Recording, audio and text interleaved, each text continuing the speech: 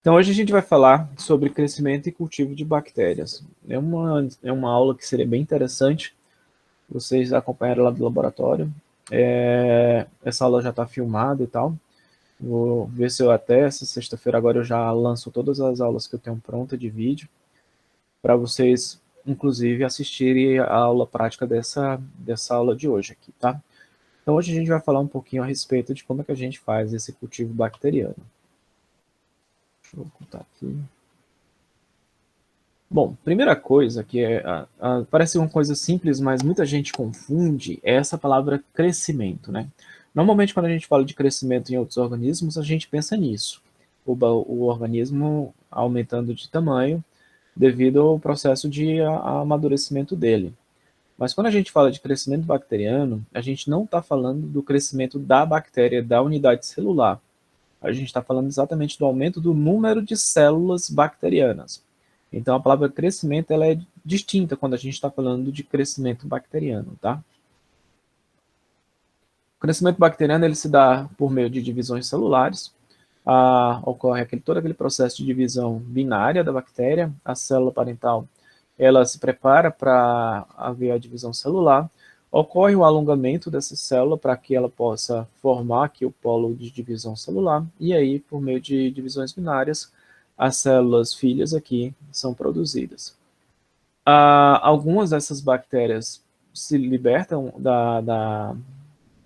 uma da outra, né? As células filhas se dividem, mas algumas podem permanecer ligadas através da parede celular, formando aqueles arranjos que eu já mostrei para vocês anteriormente, tá? Então, as células, elas são individualizadas, aqui você tem um organismo completo, mas elas podem permanecer em arranjos ligadas por meio da parede celular. Bom, no laboratório, a gente utiliza o que é chamado de curva de crescimento. A curva de crescimento ela é formada de 4 fases, e ela só se aplica quando você está falando de um sistema fechado, tá? Lembrando aí o que é um sistema fechado, a gente aprendeu isso lá na física, né? Sistema fechado é aquele sistema que você não tem introdução de mais energia. No caso, quando você está falando de bactérias, você não tem mais introdução de nutrientes nesse meio. Então, o que você tem é uma quantidade de nutrientes específica, onde você tem aqui 4 fases bacterianas, a fase de lag, quer dizer latência, a fase logarítmica, que é uma fase de multiplicação exponencial dessas células, uma fase estacionária, que é quando a taxa de mortalidade e multiplicação celular se iguala, e por fim uma fase de declínio, onde as bactérias começam a morrer. Então isso aqui a gente já produz esse tipo de crescimento em laboratório, tá? Onde aquela placa de Petri, aquele ambiente onde tem o meio de cultura, ele tem uma quantidade de nutriente restrita. A gente não introduz mais nutrientes e, portanto, ao longo de um determinado tempo, as bactérias vão se nutrir até que elas entrem em declínio e, por fim, as bactérias morram. Essa curva de crescimento ela é importantíssima porque isso pode variar muito de espécie bacteriana para espécie bacteriana. Então, se você estiver trabalhando, por exemplo, com uma bactéria mais comum, como um Escherichia coli, uma salmonella, um streptococcus, bactérias bem comuns. Normalmente, essa curva de crescimento ela é em torno de 24, 48 horas. E se você deixar uma semana, por exemplo, a bactéria no meio, você já vai ter todas as bactérias em declínio. Quem for trabalhar com microbiologia, vai ver que nos manuais sempre tem um tempo necessário para você deixar a bactéria se multiplicar, crescer. Então, é porque já se sabe que naquela temperatura e naquele tempo, essas bactérias vão entrar numa fase que permite que você consiga analisá-las. E se você, por exemplo, não, deu preguiça, a bactéria está pronta, só vai estar pronta no domingo, eu não quero ir no domingo, será que segunda-feira eu não posso ir olhar? E aí o que acontece? Pode ser que aquela fase onde você analisa as bactérias, que normalmente aqui nessa fase logarítmica, só por causa desse dia que você deixou no laboratório, você vai encontrar as bactérias na fase de declínio. E a fase de declínio vai apresentar características que são diferentes das bactérias que estão aqui na fase logarítmica, entendeu? Então, é por isso que normalmente a gente tem que respeitar. Se você estiver trabalhando com uma micobactéria, você vai levar uma semana, mais ou menos, aí para começar a observar as colônias dessas bactérias, porque, como vocês viram, elas têm um crescimento muito lento. Então, por isso que é importante conhecer a curva de crescimento de cada uma das bactérias, e é por isso que é importante obedecer os protocolos da forma como eles foram descritos, porque senão você pode, exatamente em cima dessa curva de crescimento, acabar fazendo análises erradas. E vamos entender como é que isso funciona, tá? Bom, na fase lag, essa fase de latência, é onde a bactéria está sendo exposta àquele substrato. Então, nesse momento, ainda não vai acontecer nenhum tipo de aumento do número de bactérias. As bactérias, elas estão metabolicamente ativas, e nesse período ela vai estar assimilando aquele meio de cultura, aquele substrato que você expôs a bactéria. Ocorre o tamanho do aumento de células, elas vão se preparar para começar a se dividir, e nesse período onde você está colocando aqui a bactéria, elas vão se adaptar a esse ambiente. É bem interessante quando se trabalha isso em laboratório, porque dependendo do tipo de substrato que você colocar a bactéria, pode ser que ela nem cresça. Um exemplo, depois aí até eu posso trazer umas fotos para mostrar para vocês lá do laboratório, alguns meios, como o meio citrato. O meio citrato é um meio que só tem citrato, que é uma fonte de carbono. Então, existem bactérias que não utilizam citrato como essa fonte de nutriente. Se você colocar uma Escherichia coli no meio citrato, ela não cresce. O meio vai permanecer sem crescimento nenhum. Isso porque ela não tem as vias metabólicas necessárias para utilizar essa fonte de carbono. Ela utiliza glicose, ela vai utilizar outros açúcares, mas o citrato ela não consegue utilizar, não consegue metabolizar. Já se você colocar uma salmonela, ela vai metabolizar o meio citrato, porque ela tem essa capacidade de assimilar. E aí, lembrando um pouquinho lá da biologia molecular de vocês lembram dos operons? Não fazem mais nem ideia do que significa um operon. Entendeu o que é isso? Vala-me Deus. Então, os operons, eles são bem legais. Eu imagino que porque às vezes a gente aprende uma coisa assim meio descontextualizada, né? A gente fragmenta muito a biologia porque tem muita coisa para ser aprendida e às vezes fica meio sem contexto. Mas eu tenho certeza que vocês já ouviram falar do operon LAC. Lembra dele não? Rapaz, isso aí é da molecular? Sim. Acho que a molecular é depois da tua disciplina. Não, ela no começo do curso? A genética molecular. Não, a biologia Ah, molecular. sim. Mas aí. Até quando eu paguei aquilo lá que eu não lembro mais nada. Ah, mas tem que lembrar, biólogo lembra para a vida toda. Então, o Operon LAC é um exemplo de como a bactéria trabalha. Ela tem uma bibliotecazinha de genes, tá? Então, o Operon LAC é exatamente uma sequência de genes que a bactéria precisa para metabolizar a lactose. E quando ela precisa, digamos assim, você colocou ela no caldo lactosado, né? Que o caldo lactosado é um meio de cultura que só tem lactose. Então, se a bactéria consegue assimilar a lactose, ela vai precisar do material das enzimas que vão digerir a lactose. E a bactéria utiliza exatamente esse operon LAC, que são vários genes em sequência, tem um operador. Esse operador ele vai ser ativado para que todos aqueles genes que tiver naquela sequência sejam traduzidos. E aí vão virar RNA mensageiro serão transcritos. Depois vai ser traduzido e produzida as enzimas necessárias para metabolizar essa lactose. Então, na microbiologia, a gente utiliza exatamente essas características da bactéria. Nem toda bactéria tem a capacidade de assimilar todo tipo de substrato. Algumas têm uma diversidade boa, entendeu? Então, ela consegue... não tem glicose? Então, o que é que tem aí? Tem maltose. Então vamos de maltose. Mas nem toda bactéria consegue fazer isso. E no laboratório, a gente utiliza exatamente essas habilidades da bactéria de conseguir assimilar ou não um determinado tipo de substrato. Como eu falei aqui, dei um exemplo. A Escherichia coli não assimila citrato. Já a Salmonella assimila citrato. Então, quando a gente utiliza o H-citrato, o H-citrato, a cor dele original é verdinha. Se ele ficar azul, é porque ele está sendo metabolizado. Então, assim, se o meio ficou verde, pode ser que seja um Escherichia coli. Se o meio ficou azul, pode ser que seja um salmonella, entendeu? Então, assim, a gente vai trabalhando para fazer a identificação de bactérias. Se o meio não ficou azul, já pode ser uma suspeição de Escherichia coli, entendeu? Porque eu sei que a Escherichia coli não utiliza esse substrato. Então, e aí, depois, o que é que eu faço com isso? Aí você vai utilizar outra característica dessa bactéria. Se ela produz indol, se ela tem capacidade de se mover, se ela produz gás sulfídrico. Então, essas características é exatamente como a gente trabalha no laboratório para fazer as identificações. Então, nessa fase de logaritmo, perdão, nessa fase de lag, tá? Nessa fase de latência, a bactéria ela vai se adaptar ao substrato, vai se adaptar ao meio de cultura para ver se ela cresce ou não.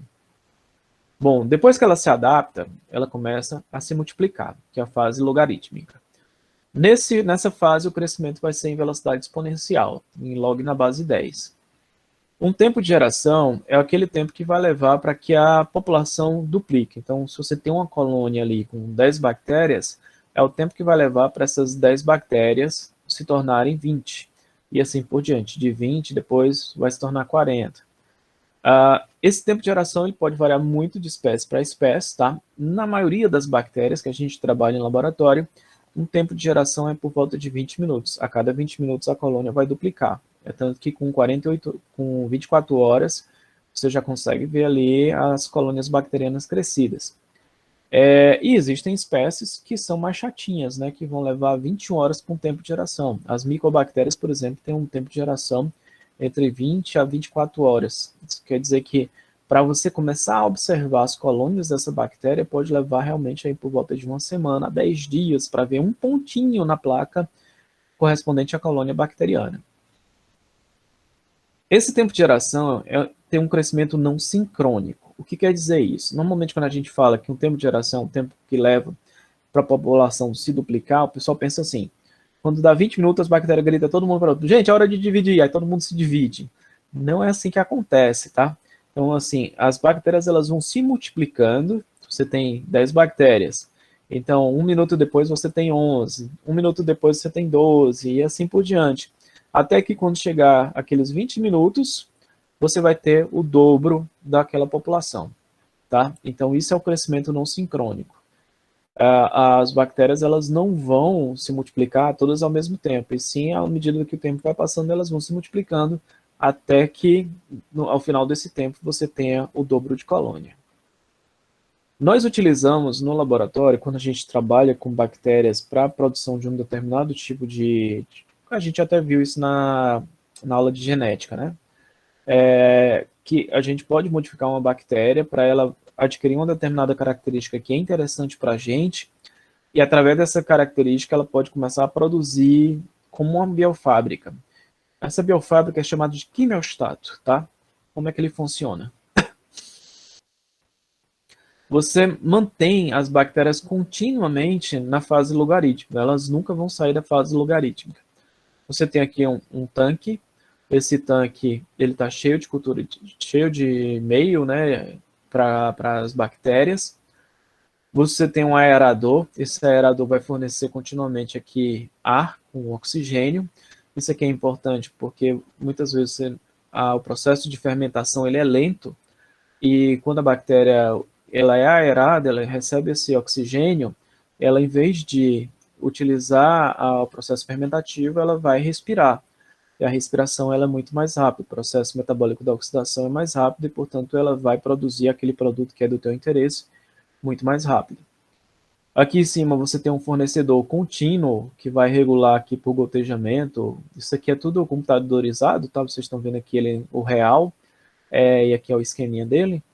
E aqui ele vai gotejar, fornecendo, mantendo sempre a mesma quantidade de meio de cultura dentro desse espaço. E aqui você tem uma saída, tá? Para liberar, aqui vai ter tanto o produto que você tem interesse, e você também vai ter bactérias que morreram, tá? Então aqui você tem sempre bactérias vivas, as que morreram vão sendo liberadas, e junto com esse fluxo você vai tirando aqui também um produto que é do teu interesse. Aqui ela está acoplada, esse quimiostato, ele está acoplado a um sistema de cromatografia. Então, à medida que vai saindo, ele já vai analisando o material que está saindo, e, sei lá, você está produzindo aí insulina. E aí ele já vai detectando os picos de insulina e retirando isso aí por cromatografia. Isso aqui é um bioreator, é uma biofábrica, tá? Então você pode transformar o que você quiser aqui dentro dessas bactérias. Obviamente, as bactérias elas têm os seus limites do que pode produzir ou não. Como ela é uma célula eucariótica, ela é relativamente bem mais simples do que uma célula eucariótica, então nem todas as proteínas que você possa imaginar uma bactéria é capaz de produzir, mas proteínas mais simples, peptídeos mais simples, você consegue fazer isso aqui, produzir para você. Enquanto você estiver mantendo as bactérias nessa fase logarítmica, ela vai estar sempre fornecendo aquele produto para você. Tá? Bem legal, isso aqui é um sistema muito legal, mas é bem carinho isso aqui para rolar. Bom, depois da fase logarítmica, você tem a fase estacionária. Essa fase estacionária é exatamente quando a taxa de divisão celular vai se igualar à taxa de mortalidade das células. A quantidade de nutrientes nessa fase já vai ser limitada e vai ter um acúmulo de resíduos tóxicos em quantidades relativamente elevadas. Esses resíduos tóxicos são resultados da metabolização dos nutrientes, da catabolização lá dos processos metabólicos da bactéria. Isso se acumulando acaba sendo prejudicial para as próprias bactérias. Além disso, ocorre alteração da disponibilidade de oxigênio, já que você tem uma comunidade ali muito grande de bactéria demandando oxigênio, a redução desse oxigênio vai alterar também o metabolismo dessas bactérias. E também, por efeito da própria metabolização do substrato, você tem alterações do pH. Então, tudo isso aqui vai interferir no crescimento bacteriano, levando também à morte celular, que vai levar à ocorrência dessa fase estacionária. E, por fim, você tem a fase de declínio, a fase de morte, onde as condições do meio estão cada vez menos favoráveis para o crescimento bacteriano. A morte se torna em escala logarítmica, e aí nessa fase vai acontecer o surgimento de formas involutivas, tá? Essas formas involutivas são exatamente alterações nas características das bactérias que destoam muito de uma bactéria em condições sadias, em condições mais adequadas. Exemplo de formas involutivas que você pode observar: um bacilo. Aquele bacilo ele precisa de nutrientes para formar aquela parede celular daquele formato. Se a bactéria não tiver nutrientes necessários para mostrar a forma bacilar dela, ela vai começar a se mostrar em formas cada vez menores. E muitas vezes uma bactéria que era para ser um bacilo, ela vai parecer um coco. Então, assim, eu fiz o gram, era para ser um bacilo gram negativo, e estou vendo aqui um coco gram negativo. E é isso assim, vixe, será que eu fiz alguma coisa errada? Você fez, você observou essa bactéria numa fase tardia, numa fase de declínio. E aí ela está mostrando alterações na morfologia dela. Do mesmo jeito, uma bactéria que era para ser uma gram-positiva, então se corasse lá no gram ia aparecer uma bactéria roxinha. E aí quando como ela tem pouco nutriente, em vez dela formar uma parede espessa, ela vai formar uma parede fininha. E aí quando você corar com gram, vai aparecer uma gram negativa. Então é também uma forma involutiva bacteriana. Então essa fase de declínio é exatamente a fase onde as pessoas cometem os erros, né, quando vai analisar e observam coisas que não são características daquilo que você está pesquisando. Além dessas formas involutivas, também ocorre a formação de esporos. Então, algumas espécies bacterianas que têm a capacidade de produzir formas de resistência, na fase de declínio vai começar a mostrar essas formas de resistência aparecendo, tá? No laboratório, a gente utiliza várias metodologias diferentes para a contagem de crescimento bacteriano. A gente utiliza diluição em contagem, diluição em série e contagem padrão em placas, tá? É uma metodologia bem simples e que ainda é bastante utilizada hoje em dia.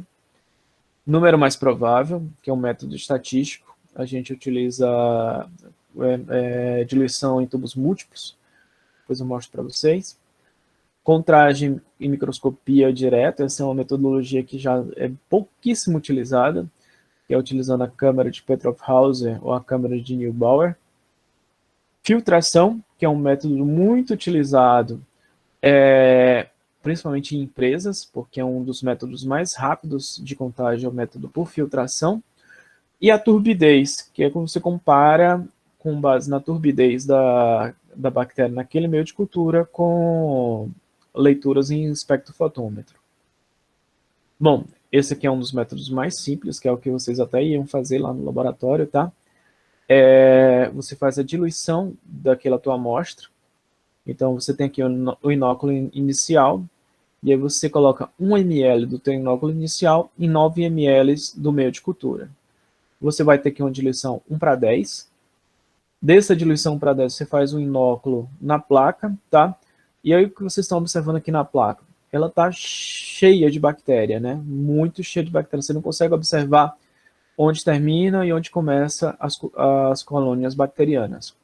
Então você faz mais uma diluição, 1:100, ainda está ruim. 1:1000, está melhorando, mas ainda não dá para distinguir. 1:10.000. Bom, e 1:10.000 você consegue observar agora colônias separadas. Então, quando você encontra as colônias assim, de forma separadinha, elas se tornam contáveis. Aí o que você faz? Você vai contar as placas, as colônias, né?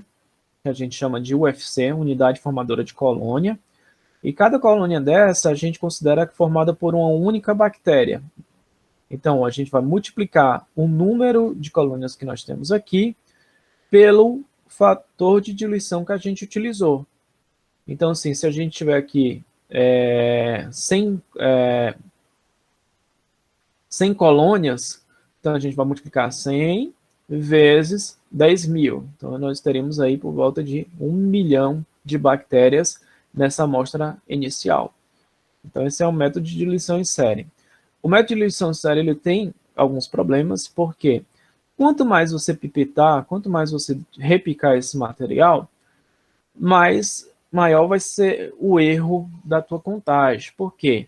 Algumas bactérias elas vão ficar aderidas na pipeta. Você não vai conseguir tirar todas as bactérias que tem aqui naquela ponteira ali da pipeta. Então, assim, à medida que você for diluindo, essas bactérias que estão ficando presas na ponteira não vão sendo contadas. E aí, uma bactéria, uma colônia bacteriana, aqui no começo vale 10. Na segunda diluição já vale 100.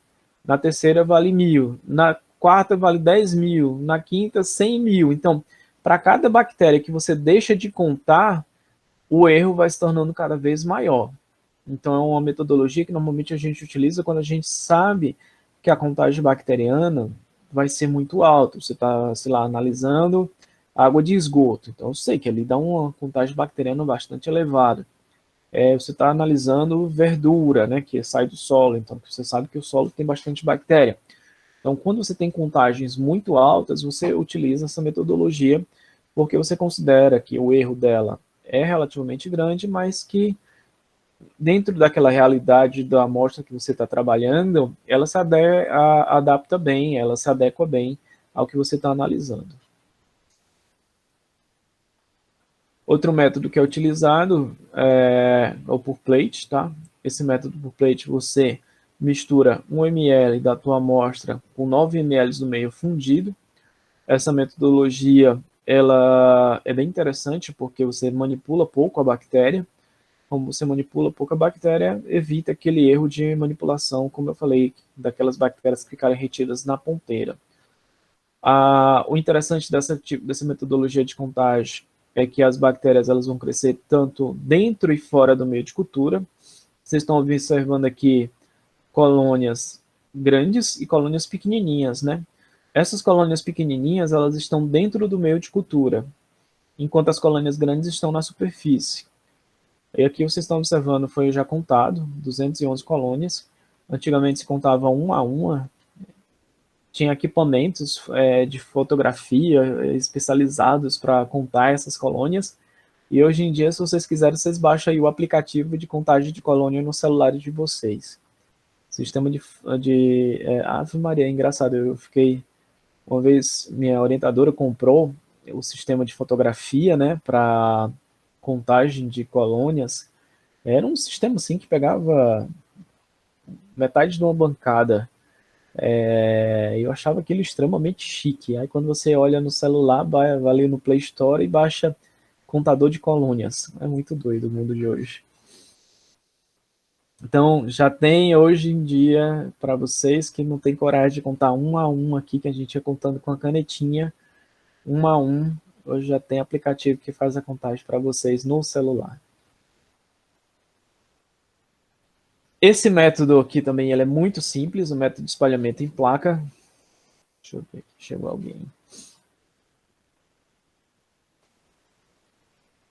O método de espalhamento em placa, onde você vai acrescentar 100 microlitros na superfície do meio sólido e espalhar com a alça de Drigaussky, tá? Então, é irmã gêmea dessa metodologia aqui. A diferença é que essa aqui utiliza meio fundido junto com as amostras e mistura ela, faz movimentos em forma de oitas para misturar. E esse método aqui você utiliza a alça de Drigaussky para espalhar as colônias na superfície. Obviamente, cada um tem suas vantagens e desvantagens. Essa aqui é bem mais simples, né? A metodologia é super rápida e bem simples de fazer.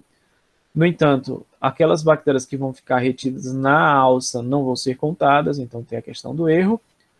E aqui, essa não faz essa manipulação, né? Você coloca direto o meio de cultura nas bactérias, mas o problema dela é o meio fundido. Esse meio, para ele estar fundido ainda, ele precisa estar relativamente quente. A gente deixa ele lá no laboratório por volta dos 44, 45 graus Celsius. Se esse meio estiver muito quente, ele vai matar as bactérias. Bactéria morta não cresce.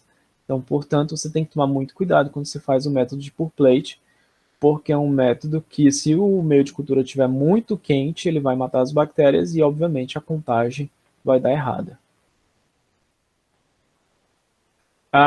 Que método a gente utiliza com essas metodologias aí? Novamente, a gente utiliza a contagem de psicrófilas, de mesófilos e tal.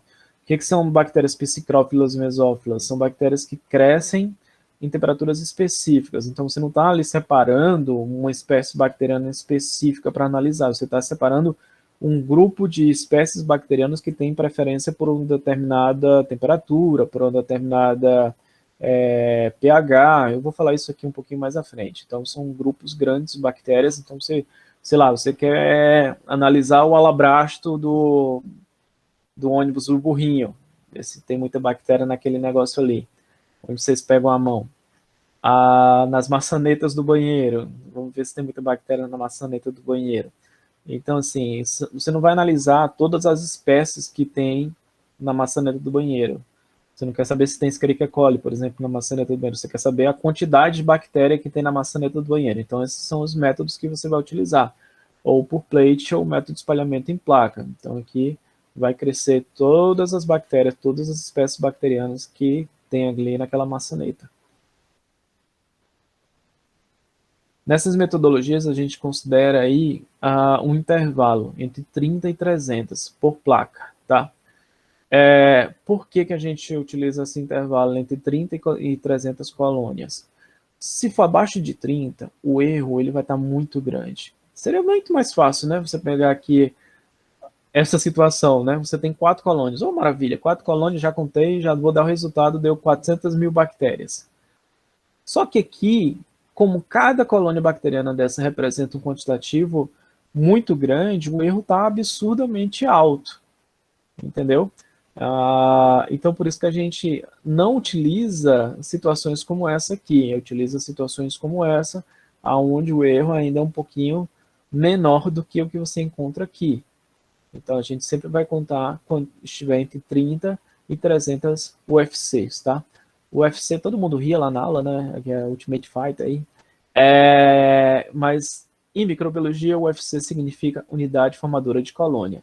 As unidades formadoras de colônias querem dizer o seguinte: cada bactéria que ficar isolada na placa vai ser responsável por se multiplicar até formar sua própria colônia. Ou seja, todos os indivíduos daquela colônia são oriundos de uma única bactéria. Por isso que a gente pode contar a colônia como se fosse uma bactéria que foi inoculada naquele ponto específico da tua placa. Outro método, como eu falei, esse método ele já é bem antigo, assim, ele não é muito utilizado, e um dos motivos para ele não ser utilizado é porque ele é muito cansativo, tá? Não sei se você já trabalhou com esse tipo de equipamento, de lâmina. Ele tem aqui um retículo, normalmente ele tem 2 retículos, não dá para ver aqui na foto, mas tem uma regiãozinha que tem essas linhas, tá? Então tem um retículo aqui e um retículo aqui, dá para fazer 2 análises ao mesmo tempo. E você tem aqui o volume dessa placa. Quando você coloca uma lamínula aqui em cima, ela vai formar uma cavidade, e essa cavidade tem um volume específico. Como você tem um volume específico, você consegue fazer uma regra de 3 para analisar a quantidade de bactéria naquele local. Então, você conta a quantidade de bactérias que você olhou aqui no microscópio, naquele retículo, e com base nessa contagem, você faz uma regra de 3, utilizando esses volumes aqui, tá? Utilizando esses volumes, para saber quantas bactérias por ml você tem naquela tua amostra. Mas isso aí parece ser legal, professor, parece ser simples. Ele tem, às vezes, você conta, tem 4 quadrantes aqui no retículo, você conta 4 quadrantes, tira a média dos 4 quadrantes, multiplica pelo volume deles e dá uma regra de 3. Isso parece legal se você faz uma amostra, né? Mas quando você vai trabalhar, sei lá, com 20 amostras, aí você começa a ficar cansado, o olho começa a ficar... já começa a ficar vesgo de tanto contar bactéria em lamínula, tá? Então, essa aqui é a placa, tanto pode ser utilizada para esperma, né, quanto para contagem de bactéria. E esse aqui é um dos métodos mais legais, tá? Mais rápidos de se trabalhar, que é utilizando membrana filtrante. Você tem um equipamento que você faz a filtração das bactérias da tua amostra, né, através de uma membrana filtrante. Essa membrana ela tem uma porosidade muito estreita e vai reter as bactérias nela. Então você está vendo aqui esses pontinhos, cada pontinho desse aqui foi exatamente uma colônia oriunda de uma bactéria. O pessoal utiliza muito para análise de água. Você quer, por exemplo, saber se o poço lá do teu prédio ele está sadio, se aquela como é que chama? Aquela cisterna, ela não está contaminada e tudo mais. Então, normalmente eles vão lá, coletam água e fazem essa metodologia por membrana filtrante. E existem várias coisas interessantes com relação a esse tipo de método, porque eles produzem meios específicos para ele. Um meio interessante é esse aqui que vocês estão vendo, ó. Se for Escherichia coli, ela fica azulzinha, e se for um coliforme, outro coliforme que não é Escherichia coli, vai ficar rosinha. Então aqui você consegue fazer o quantitativo de coliformes e Escherichia coli naquela amostra que você filtrou. Aqui é o método de turbidez. No método de turbidez a gente utiliza essa comparação aqui. Isso aqui que vocês estão vendo não é bactéria, tá? No meio de cultura, e sim uma mistura entre 2 reagentes, o cloreto de bário e o ácido sulfúrico, todos dois a 1%, tá? 1,1% aqui e 1%. Então, quando você mistura esses dois, dá uma proporção de 0,5%, ou seja, 0,5%, ele vai criar uma turvação. E essa turvação, quando você leva lá para o espectrofotómetro, ela equivale à mesma turvação causada por 1,5 vezes 10 oitava por ml ao cúbico de Escherichia coli. Então, a mesma turvação que a Escherichia coli produz é essa turvaçãozinha aqui que essa reação apresenta. Então, quando você observa essa turvação aqui, equivale a dizer que você tem essa mesma quantidade de bactérias. Alguns métodos, eles pedem que você faça essa padronização pela escala de Macfarlane. Vocês vão poder, algumas vezes vocês vão encontrar isso, inclusive, em artigos, né? Ou foi ajustado a concentração de bactérias para 0,5 da escala de Macfarlane. Ou nem sempre é 0,5%, mas você pode ser 1% a 5%, isso depende do que você estiver analisando. A escala de Macfarlane ela não é utilizada para bactérias, tá? Mas você pode utilizar inclusive para as células. Então você pode ajustar o padrão 0,5 para células. Se você está trabalhando com cultura de células, você vai utilizar também o quantitativo bacteriano para fazer o repique das garrafinhas lá. Mas trazendo para a microbiologia, por exemplo, se você for fazer antibiograma, você vai utilizar a escala de Macfarlane para fazer o antibiograma, tá? para nem faltar, nem exceder a quantidade de bactéria que você vai inocular nessa placa. Isso aí eu tenho filmado, isso aí vocês vão ver a gente produzindo lá no laboratório essa escala aqui, tá? Tem o filmezinho para vocês assistirem a produção da escala e a inoculação no meio de cultura do inóculo lá ajustado para a escala de McFarland. Bom, existem vários fatores que vão afetar o crescimento das bactérias. Então tudo isso aqui é considerado quando você está trabalhando com bactéria. Então, pH, temperatura, oxigênio, umidade, pressão hidrostática, pressão osmótica, radiação, os nutrientes que ela está exposta, tudo isso aqui é levado em consideração quando você está promovendo o crescimento da bactéria. Bom, com relação ao pH, você tem bactérias que são chamadas de acidófilas, porque ela cresce num pH mais baixo, né, entre 0,1 a 5,4. Neutrófilas, que crescem entre o pH 5,4 e 8,5. E alcalófitas, entre o pH 7 e 11,5. Então, esse intervalo é exatamente o intervalo onde as bactérias conseguem crescer. Existe ainda o que é chamado de pH ótimo. pH ótimo é onde você tem um máximo crescimento daquele grupo bacteriano, tá? Então, assim, o pH ótimo de uma determinada alcalófita é 10. Então, isso quer dizer assim, ela cresce em 7? Cresce. Ela cresce em 11? Cresce. Mas em 10, o crescimento dela é acelerado. Normalmente, quando você está no laboratório, você sempre procura as situações ótimas para as bactérias. Qual é o pH melhor para ela crescer, qual é a temperatura melhor para ela crescer, para que você tenha uma produção mais rápida dela. Então, assim, eu posso deixar uma bactéria crescer fora da estufa ou num pH mais ácido e tal? Pode, ela até tolera um pHzinho um pouquinho mais ácido, mas não é o pH ótimo para ela, tá? Então, o pH ótimo normalmente para o neutrófilo é próximo a 7. E aí você vai observar que essa bactéria cresce muito mais rápido nesse pH. Para a temperatura também nós temos variação. Psicrófilas são bactérias que crescem bem a baixas temperaturas, tá?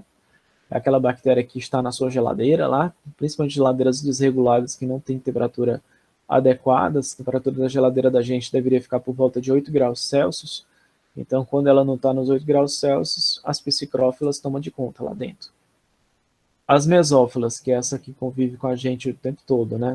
Então, tem um pH, tem temperatura de crescimento entre 25 e 40, e as termófilas entre 50 e 60. Do mesmo jeito, você tem o que é a temperatura ótima, né? Que é aquela temperatura que vai favorecer ao melhor crescimento dessas bactérias. Lá no laboratório, nós normalmente colocamos como temperatura ótima 35 graus Celsius para algumas bactérias, a 37 para outras, mas no geral, as temperaturas ótimas elas vão flutuar entre 35 e 37 graus Celsius. Já a demanda de oxigênio, você tem vários grupos. Você tem as aeróbias obrigatórias, tá? Aeróbias obrigatórias são aquelas que precisam de oxigênio atmosférico para sobreviver. Então, aqui você tem a situação onde as bactérias elas precisam estar em contato com esse oxigênio para poder crescer. Em ambientes menos oxigenados, elas não crescem. Anaeróbias obrigatórias é exatamente o oposto. O oxigênio atmosférico é tóxico para elas e, portanto, elas precisam em regiões mais anaeróbias para poder crescer. Anaeróbias facultativas. Anaeróbias facultativas são bactérias que respiram, tá? Que utilizam oxigênio atmosférico para crescimento. Ela tem um crescimento mais rápido na presença do oxigênio atmosférico. No entanto, na ausência do oxigênio, essas bactérias fermentam e têm um crescimento mais lento. Então, aqui vocês estão observando uma maior concentração bacteriana na superfície e aqui na região mais profunda o crescimento é mais desacelerado. Uma consideração interessante aqui, eu acho que eu já até comentei a respeito em outro momento. Por exemplo, aquelas lagoas de estabilização que nós temos na cidade, que é utilizadas para tratamento de esgoto.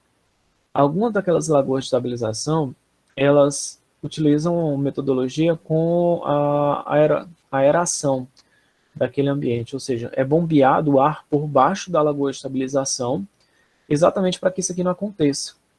Por quê? Quando você tem uma lagoa de estabilização, você quer que aquele material, resíduo lá de esgoto e tudo mais, seja metabolizado o mais rápido possível. Se você deixar só as bactérias aqui da superfície, aquelas lagoas de estabilização chegam a ter 4 metros de profundidade. Então, só ali na superfície você vai ter uma metabolização mais rápida daquele material. Então, tudo aquilo que está para baixo vai fermentar e levar muito tempo para poder ser metabolizado. E como se só deixar dessa forma, aquela lagoa de estabilização com o tempo ela vai encher e não vai ser possível colocar mais esgoto nela. Então, o que acontece?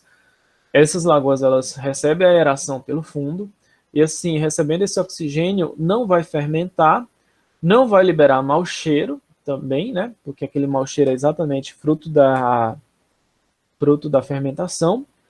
E você vai ter uma metabolização de todos aqueles nutrientes que tem ali no esgoto muito mais rápido. Então, portanto, aquele lodo que vai sobrar posteriormente vai ser metabolizado bem mais rápido e a lagoa pode ser reutilizada novamente em um tempo menor. As anaeróbias aerotolerantes, elas precisam de oxigênio, no entanto, elas não toleram oxigênio na mesma concentração atmosférica. Então, vocês estão observando, elas têm um crescimento aqui próximo à superfície, mas elas não toleram a concentração atmosférica de 20%. Então, elas respiram aqui em torno de 12%, concentração bem menor do que a atmosférica. Perdão, fiz uma confusãozinha, acho. É porque tá fora de ordem, tá? As anaeróbias aerotolerantes, foi o que eu falei, né? Sim. Não, eu confundi aqui. As anaeróbias aerotolerantes são essa última aqui. Elas não precisam do oxigênio atmosférico, mas não incomoda elas, não é tóxico para ela o oxigênio. Você observa que elas fermentam aqui, não respiram de forma alguma, então mesmo aqui na superfície perto do oxigênio, elas tá tudo bem para elas. As microaerófilas é essa que eu falei para vocês, que na presença do oxigênio atmosférico, elas não crescem. O oxigênio que nós estamos respirando nesse momento está em 20% de concentração no ar. Para elas, esse volume de oxigênio é tóxico. Então, aqui, ela cresce um pouquinho mais abaixo da superfície, em torno de 12%, utilizando esse oxigênio que vem por difusão, né, para dentro do líquido, e aí elas conseguem respirar. Então, elas utilizam uma concentração um pouquinho menor. Já as anaeróbias aerotolerantes, que é essa que eu falei para vocês, elas não utilizam oxigênio, mas também o oxigênio não é tóxico para elas. E essa última aqui, a capinófila. A capinófila são bactérias que também têm vários comportamentos, elas muitas vezes são anaeróbias facultativas também, mas elas têm afinidade por CO2.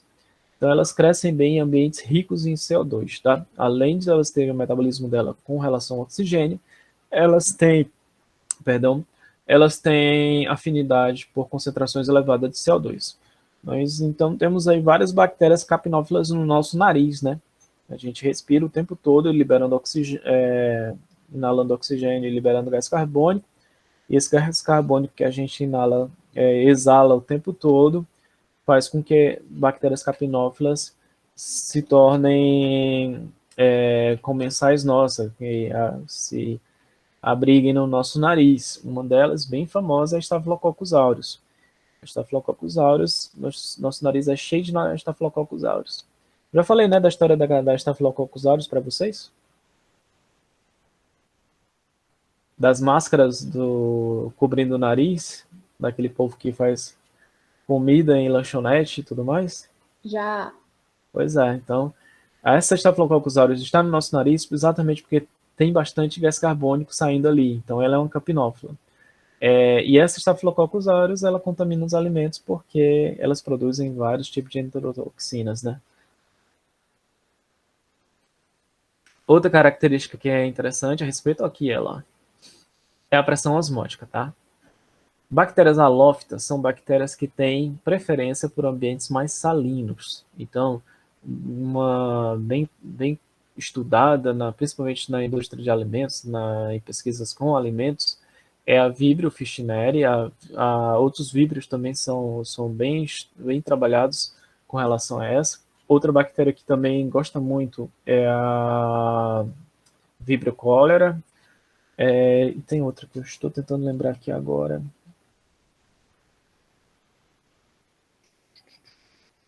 Rapaz, esqueci o nome dela, mas eu lembro já. Eu lembro sempre desse momento aqui da aula, por quando o pessoal gosta muito de frutos do mar, né? Por exemplo, ostra. Ostra é um negócio que eu não como. Porque vocês que são biólogos sabem que ostra é um animal filtrador, né? E se ele filtra, tudo que ele filtra, ele usa as brânquias para filtrar, né, os alimentos e se alimentar. Mas também contaminantes que tiverem no ambiente é filtrado e fica retido ali dentro daquela bactéria. Dentro daquela ostra, né? E se aquela água que ela estiver sendo cultivada ou oriunda dela ali estiver contaminada, aquela ostrinha lá vai estar contaminada por essa bactéria também. E muitas dessas bactérias aqui, elas causam problemas graves de saúde. Por isso e o pessoal come ostra crua para ficar mais legal ainda, né? Então, por isso que eu não tenho coragem não. Então, halófitos são bactérias que têm preferência por esses ambientes mais salinos, tá? A maioria das bactérias que a gente trabalha, que a gente conhece, elas ficam aqui, ó, nesse ambiente de crescimento, com 0,85% de crescimento, tá? É o ambiente osmótico comum para a maioria dos organismos. Já outras bactérias, elas são halotolerantes, ou seja, elas conseguem tolerar uma salinidade um pouquinho maior, em torno até de 9%, aqui no caso das Staphylococcus aureus, 8, 9%, elas toleram bem. É tanto que o meio de cultura que nós utilizamos para trabalhar com Staphylococcus aureus é o manitol salgado, tá? É um meio de cultura que permite, seletivo para Staphylococcus aureus, porque a maioria das bactérias não toleram essa salinidade, ela aguenta, e cresce bem isolando, e você vendo lá as colônias amarelinhas da Staphylococcus aureus, que recebe esse nome exatamente porque as colônias delas são amarelinhas. Já halófitos são bactérias que precisam de salinidade mais alta, né, para sobreviver. E ainda existem bactérias chamadas halófitas extremos, onde elas precisam de ambientes extremamente salinos, né, para poder crescerem, tá? Então, a maioria das bactérias que nós conhecemos, o sal inibe elas. A gente tem o hábito de utilizar o sal nos nossos alimentos. Os nossos alimentos são hiperosmóticos, né? Eles inibem a maioria das bactérias de crescerem ali. Então, se você faz um brigadeiro e aquele brigadeiro ali, se as formigas não encontrarem, e você deixar ali ele guardadinho, não vai crescer nada em cima dele, não vai crescer nem fungo, nem outro tipo de bactéria, porque o ambiente osmótico é extremamente desagradável para ela, então não crescem as bactérias, mas existem bactérias halotolerantes que crescem nesses ambientes hiperosmóticos, e é exatamente essa criatura aqui, essa espécie, que é o Staphylococcus aureus, que é um dos grandes problemas na indústria de alimentos, porque você vai lá, aquele salgadinho que você come no aniversário e depois começa a passar mal, Staphylococcus aureus. Ela está liberando toxinas, né, e as toxinas fazem você ter diarreia. Comi um bolo e tal e passei mal. Staphylococcus aureus também, porque ela é halotolerante. Halo não quer dizer, apesar de dizer sal, né, mas se refere principalmente à questão osmótica, se for um ambiente hiperosmótico. E como ela aguenta bem esse ambiente hiperosmótico, ela cresce bem tanto em doces quanto em salgados. Bom, aqui eu já meio que comentei um pouquinho com vocês que são os fatores nutricionais, né? As fontes de nutrientes que as bactérias precisam para poder crescer. Então, o carbono vai ser utilizado na glicólise, na fermentação, e ciclo de Krebs. Eu ia falar Krebs, ó. O nitrogênio para a produção de íons de nitrato e amônia, para a formação de todos os aminoácidos da bactéria, fonte de enxofre e fósforo para a produção de coenzimas e do ATP, e vários oligoelementos. Engraçado que os oligoelementos, muitos deles são tóxicos em grande quantidade para as bactérias, mas em pequenas quantidades são necessários para ela. Por exemplo, o zinco, ele é tóxico para a maioria das bactérias. Ambientes que é rico em zinco inibe o crescimento bacteriano. Tem até um experimentozinho que o pessoal faz com moedas, né? Deixa uma moedinha dentro do meio de cultura, com bactéria inoculada e tal, e se observa que a bactéria não cresce na moeda. A gente pensa assim, nossa, a moeda deve ser um troço imundo, né? Mas antigamente se fazia as moedas com zinco. E aí essas moedas eram limpas, as bactérias não conseguiam crescer porque a quantidade de zinco nelas inibia o crescimento bacteriano. Então era uma moeda limpinha. Já em pequena quantidade é necessário porque isso vai fazer parte do metabolismo dela. E também vitaminas, né, como coenzimas, como ácido fólico, vitamina B12, vitamina K. Então, algumas bactérias a gente, inclusive, utiliza metodologias, vocês vão ver isso lá na imunologia, que é inibindo exatamente, por exemplo, a disponibilidade de ferro. Existem algumas enzimas que fazem o sequestro do ferro, e sem ferro a bactéria não consegue se multiplicar.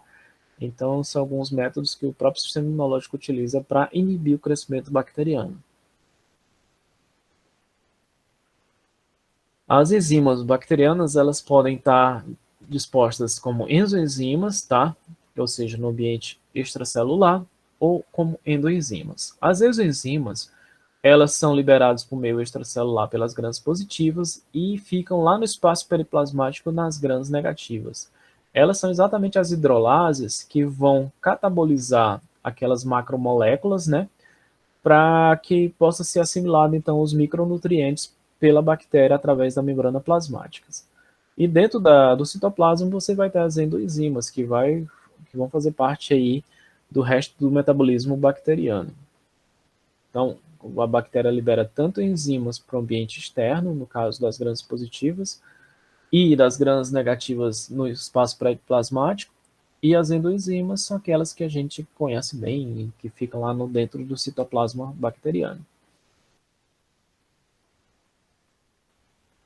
Bom, à medida que os nutrientes vão ficando escassos para as bactérias, existe um comportamento celular que também vai sendo alterado, tá? Quanto menor a quantidade de nutrientes, maior vai ser a quantidade de enzimas sendo liberadas, exatamente para a captação desses poucos nutrientes que vão estar disponíveis. Também vão acontecer alterações metabólicas para a captação de nutrientes que estão ali disponíveis, alternativo àquele que está ficando mais escasso. Por exemplo, se a glicose está acabando, aí ela pode passar a metabolizar a lactose. Obviamente, como eu falei anteriormente aqui para vocês, nem toda bactéria tem essa versatilidade de vias metabólicas. Algumas possuem essa característica de poder alternar que via metabólica ela está utilizando, mas não é uma característica geral de todas as bactérias. E também a velocidade de metabolismo ela vai ficar reduzida de acordo com a disponibilidade do nutriente. Quanto menos nutriente, mais lento vai ser o metabolismo bacteriano. Bom, e algumas delas esporula, né? Tem capacidade de produzir estruturas de resistência. Então, essas estruturas de resistência são muito resistentes, tá? Elas conseguem resistir à radiação solar, por exemplo, a ressecamento, a altíssimas temperaturas, tá? Então, você tem ali o solzão queimando lá fora e você tem ali muitos esporos esperando suas condições ideais voltarem. E também a presença de substâncias químicas tóxicas, normalmente tóxicas para a bactéria, como por exemplo desinfetantes, que depois a gente vai falar um pouco a respeito disso, e essas estruturas de resistência conseguem tolerar. Muitas vezes você está passando aí o desinfetante na sua casa, e você está tentando, estou aqui, estou morto de feliz aqui, porque eu estou matando as bactérias tudinho da minha casa. Você mata aquelas bactérias que estão na sua forma ativa, mas essas formas de resistência, elas permanecem lá.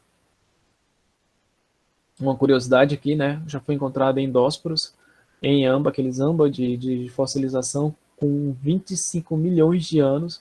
E aí, tipo o Parque dos Dinossauros mesmo, foram lá, coletaram esses endósporos, colocaram em meio nutritivo e a bactéria ainda estava viva. 25 milhões de anos a bactéria estava viva dentro de uma estrutura de resistência. A bactéria acorda e pergunta o que foi que eu perdi, né? Aqui é exatamente o processo de formação desse endósporo, né? Aqui é a foto dele dentro da bactéria. Então, ocorre a formação de duas camadas de peptidoglicano e acrescenta o ácido dipicoline e os íons de cálcio, que dá a estrutura de resistência, e a capa de queratina, que dá a impermeabilidade. Então, ela se torna bastante impermeável e também bastante resistente. Esse processo leva em torno de 6 a 8 horas para ser concluído.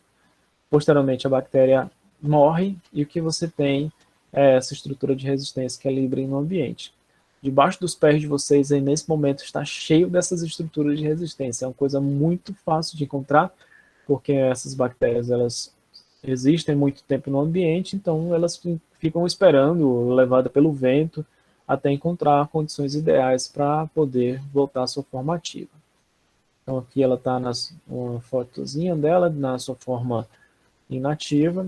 Então aqui depois que acontece as condições ideais voltam, ocorre o processo de germinação, dependendo de um estresse externo, a presença de água e algum nutriente de disparo. E em torno de 90 minutos ocorre o processo de liberação da célula e aí a célula volta à sua forma vegetativa. Então, esse aqui, na verdade, é uma grande estrutura e resiste muito bem. E mesmo as substâncias químicas, poucas substâncias químicas conseguem destruir, de fato, essa estrutura de resistência.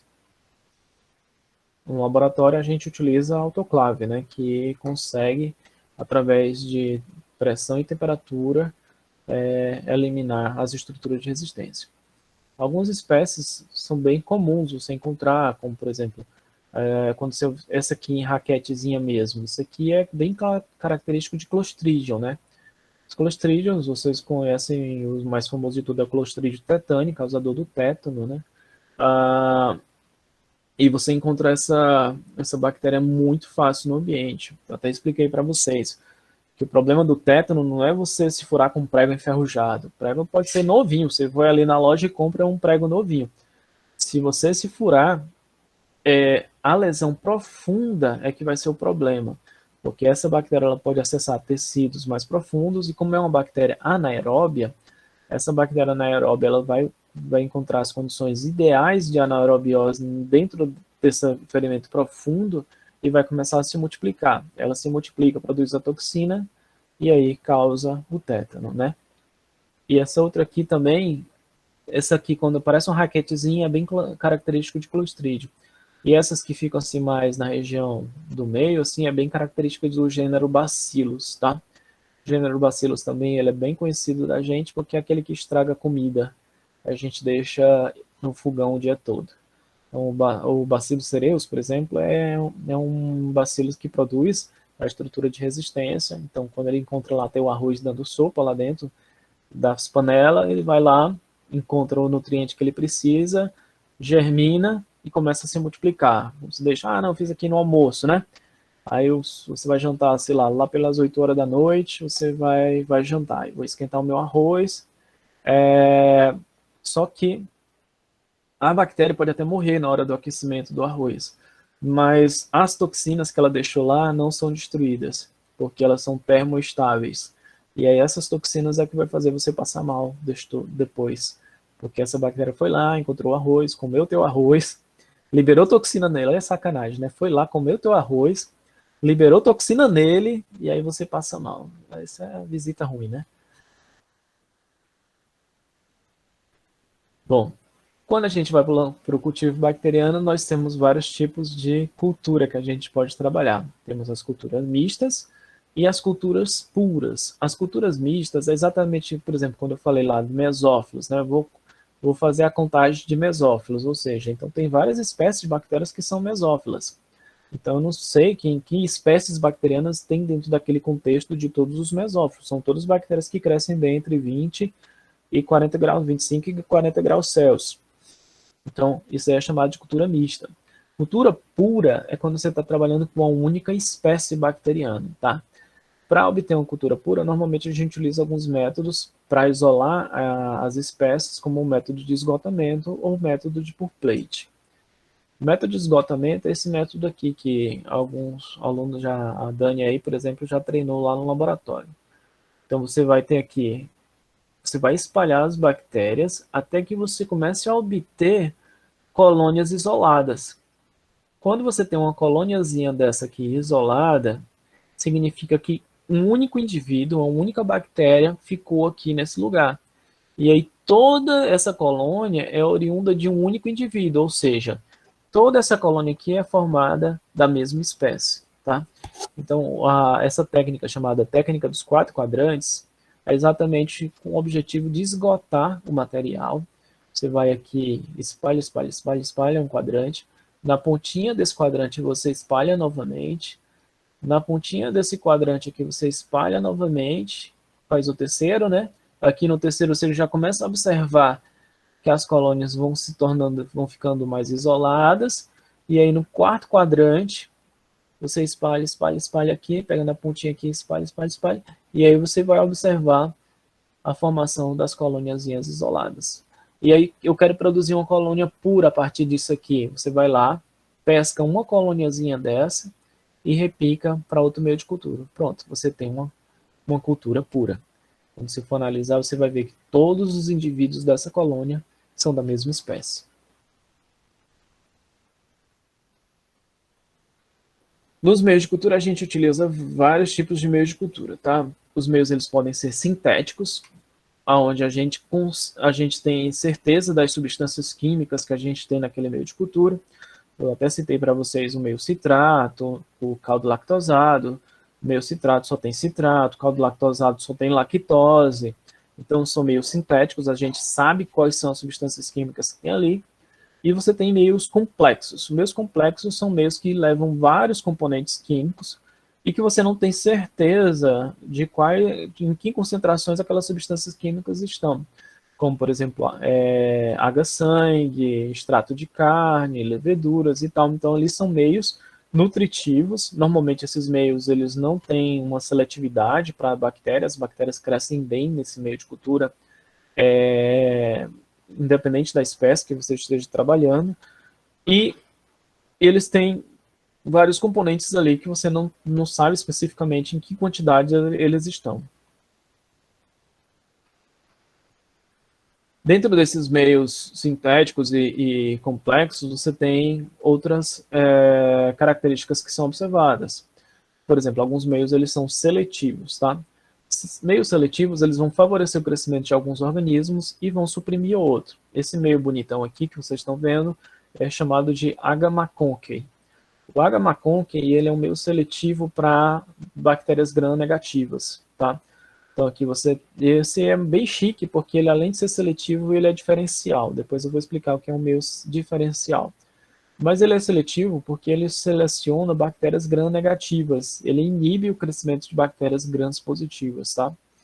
E aí ele é diferencial também porque vocês estão vendo aqui algumas características que estão sendo percebidas aqui. Ele é um meio que é rico em sais de iodo, que inibe as gram-positivas, e ele ainda consegue dizer se a bactéria é lactose negativa, lactose positiva, e se é lactose positiva, no caso, um E. coli aqui. Então, ela consegue diferenciar E. coli de bactérias lactose positiva e lactose negativa. Por que esse meio ele faz isso aqui? Só por curiosidade aí para vocês.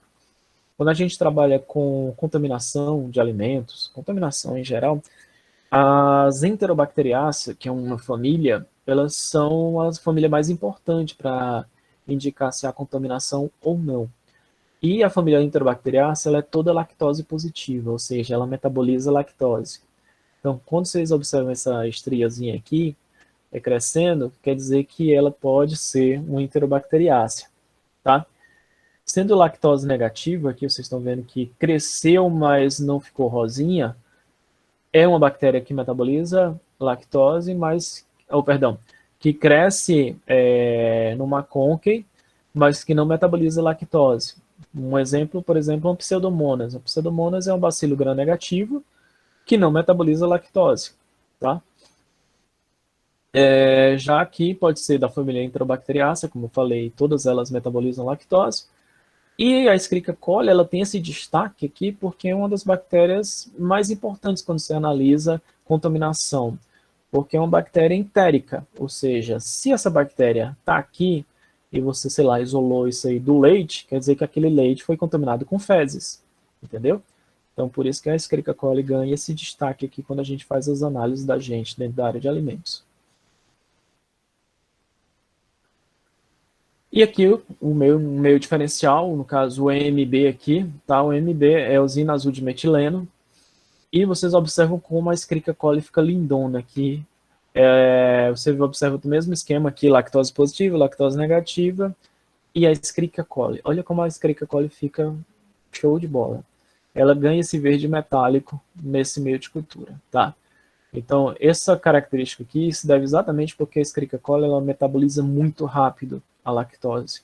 E essa rápida metabolização deixa esse tapete verde aqui no crescimento dela. Então, esse é o meio diferencial, onde você observa uma determinada característica marcante dessa bactéria nesse meio que você está utilizando. Normalmente, quando a gente está fazendo isolamento de determinadas bactérias, o EMB ele vem lá no finalzinho já para dizer daquele isolado que a gente fez se ele é um Escherichia coli ou não. Depois disso aqui, a gente vai para os testes bioquímicos. E os meios de enriquecimento. O meio de enriquecimento, o propósito dele, como o nome já diz, é de fazer a bactéria crescer independente da espécie, tá? São meios que normalmente a gente utiliza sabendo que poucas bactérias não vão crescer ali. Que poucas bactérias seriam essas que não crescem nesses meios? São bactérias que nós chamamos de fastidiosas, tá?